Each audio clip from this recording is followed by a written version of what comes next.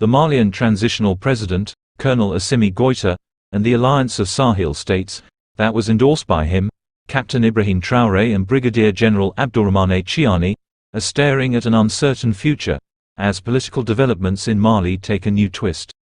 We say this because political parties and civil societies in Mali have united to demand for an end of Colonel Assimi Goita's transitional presidency, and a return of the country to a constitutional order, following the lapse of the transitional period that he had set for himself in June 2022.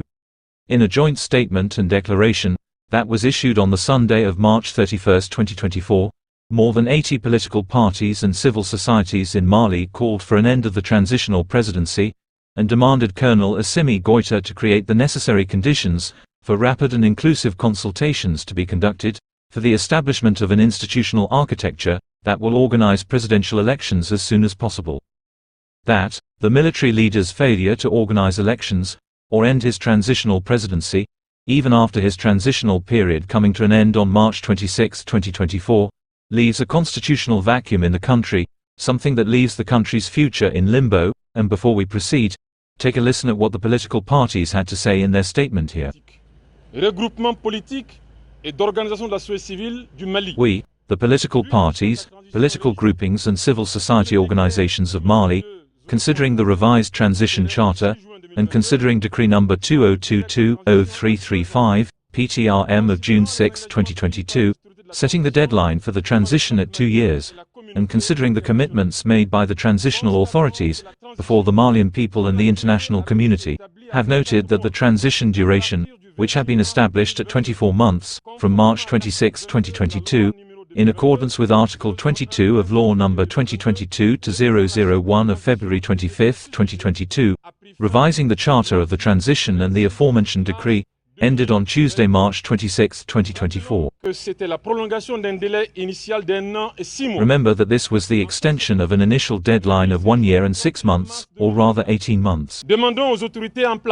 Consequently, gathered here today, March 31, 2024, we ask the authorities in place, with regard to the legal and institutional vacuum thus caused, to create the conditions necessary for rapid and inclusive consultations, for the establishment of an institutional architecture, with immediate effect, to organize the presidential elections as soon as possible. Let us use all legal and legitimate means to return our country to a normal constitutional order, and in the interest of the nation, guarantee political stability and sustainable development. Let us set up a monitoring committee for this initiative. This declaration remains open to all Malians inside and in the diaspora. It's worth noting that when he came to power in June 2021, after staging a coup d'état against his boss, when he was vice president of Mali, Colonel Assimi Goita pledged that his presidency would be an interim one, and that democratic presidential elections would be held in 2022, for a return of the country to a constitutional order.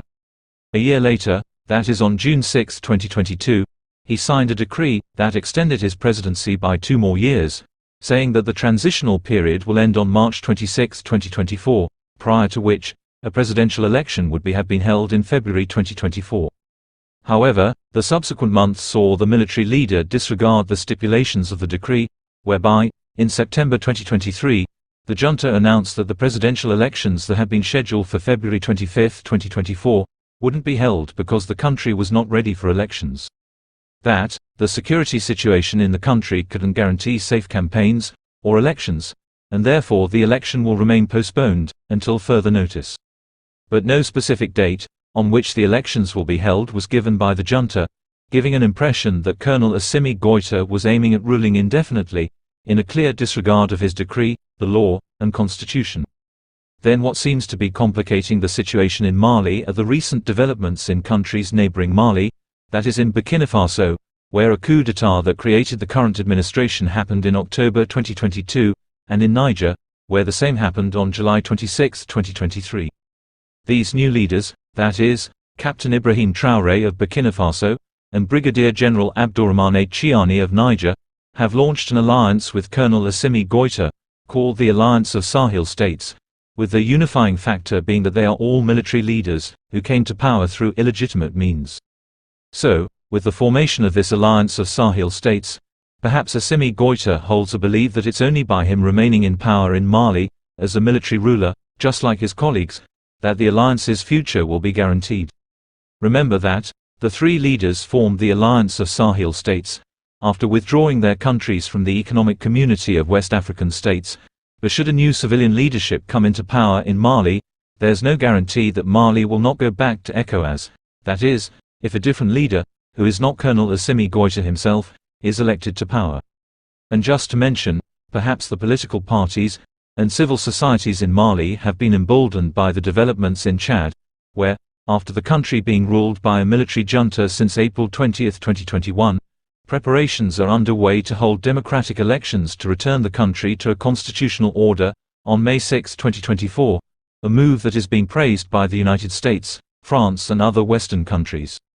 Among those running in the elections in Chad is transitional President, General Mohamed Idriss Déby Itno, who is poised to emerge as the clear winner, since he oversaw the assassination of his most fierce competitor in those upcoming elections, that is his cousin Yaya Dillo, and subsequently crashed the most vibrant opposition party, to which his dead cousin belonged.